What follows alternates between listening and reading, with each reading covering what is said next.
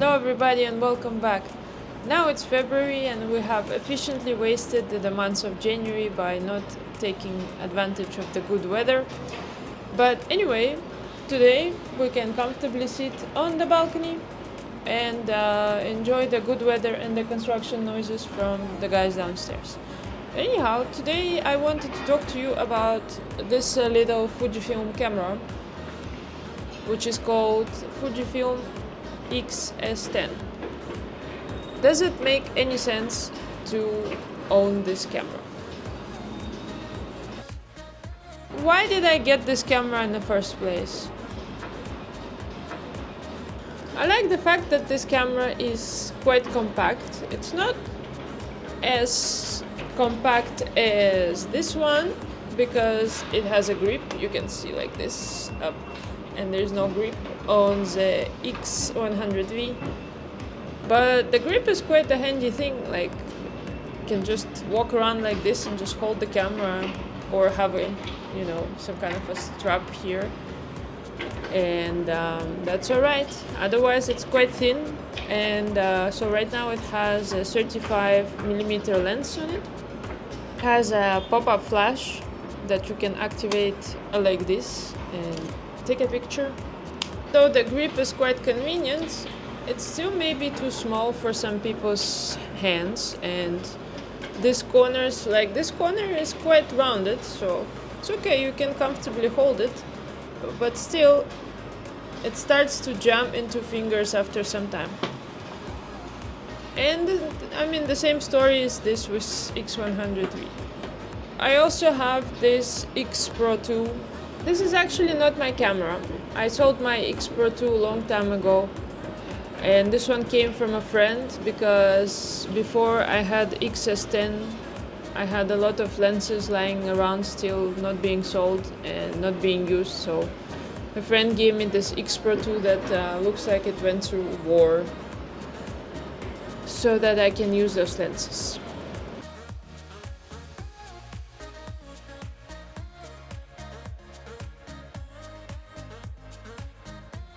I bought this camera about 6 months ago, and already then there was a second generation of these cameras that came out. So you could get this one for a little bit cheaper, but not exactly cheap, as I would say.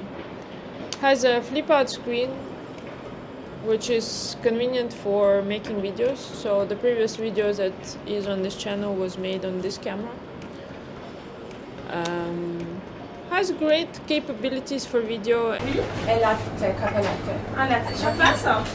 Oui. And this is probably why I got it, because I wanted to take just one camera and a few lenses to be able to do videos and photos.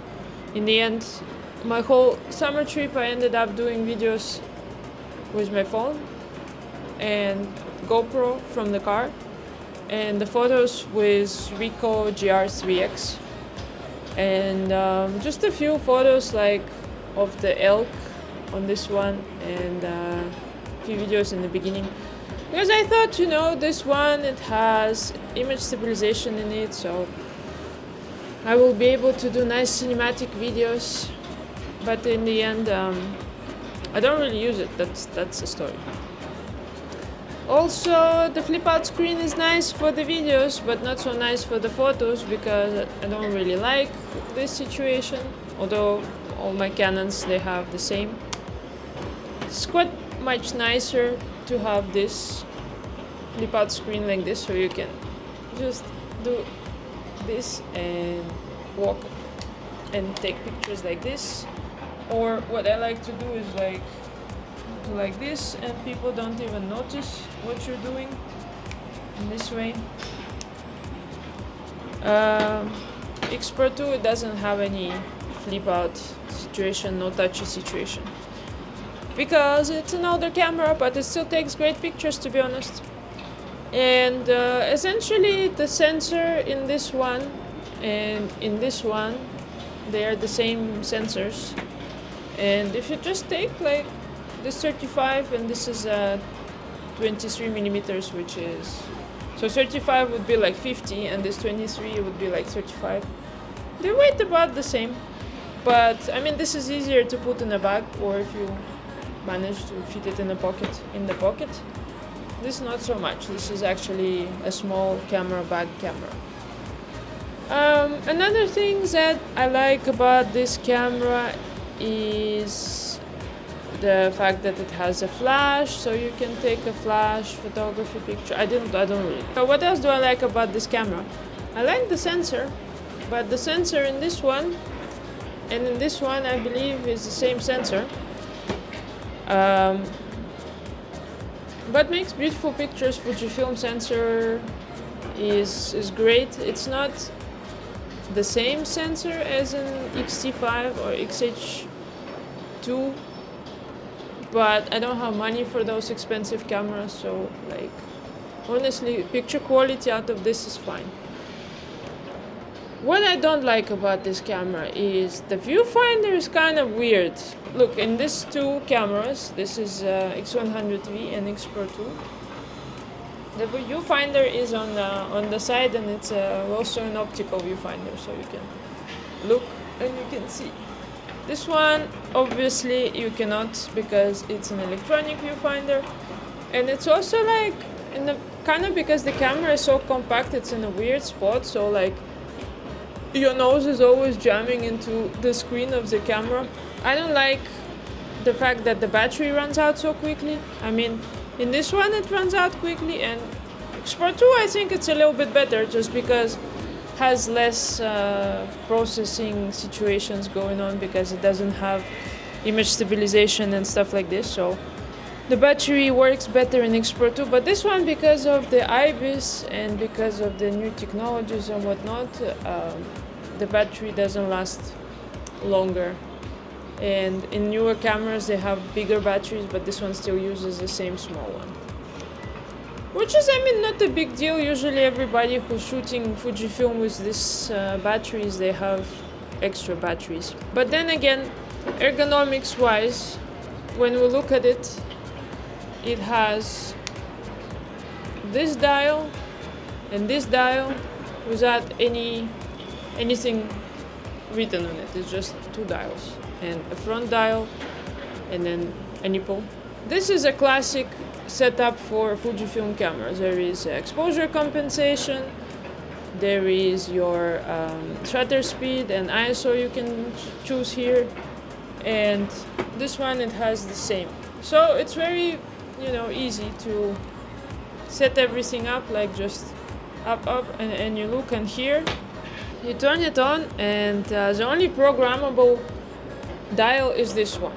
But to be able to program it, you have to be a magician, because I had to read about 10 articles until I figured out how actually change something. So I changed this one to change the ISO, and you can see now, like when you rotate it, you can choose the ISO. Now this dial is changing the shutter speed, and the aperture normally you change on the lens. So like this you can change your three things, like ISO here, shutter speed here, and f-stop here.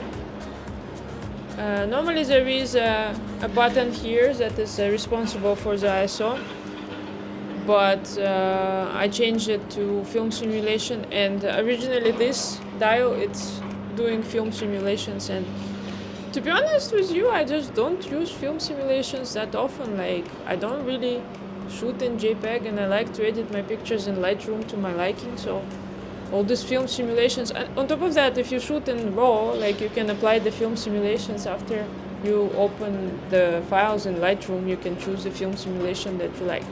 This doesn't really make much sense. And also, normally in X Pro 2 there is this front dial, and it's also a button, so you can press it.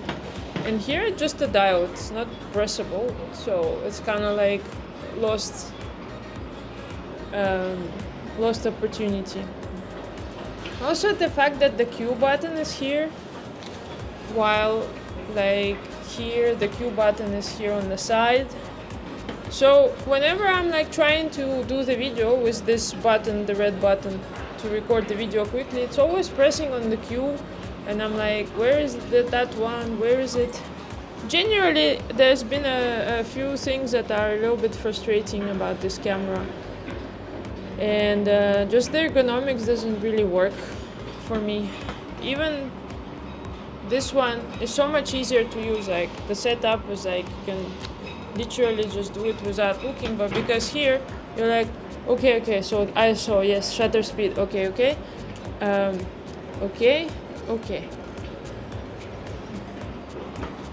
I mean, if you're just looking for a good quality camera, this is a good quality camera.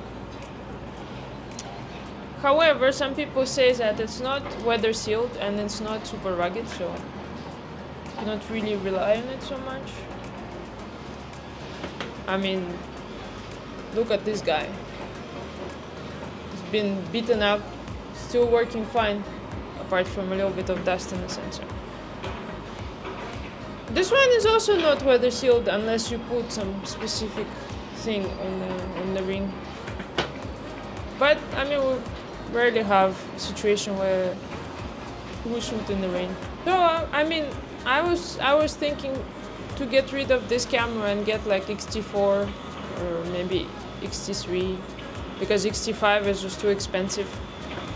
But I'm unable to sell it. Nobody wants it. And it's not a bad camera. I mean, like picture quality wise, it's still fine. And for people who are not so, hung up on the fact that, you want to see dials where you can change things.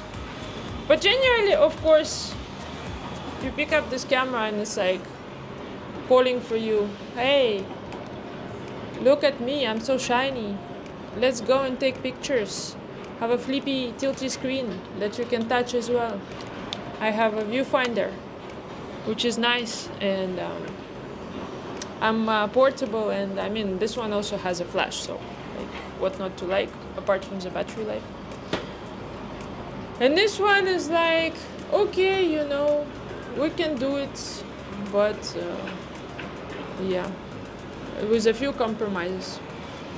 And in the end, does it matter? Yeah, it does matter, because if you don't enjoy using your gear because of the button setup or of the menu, you're not gonna use it. That's just the way things are. So invest in things that actually make sense for you. That's the moral of the day.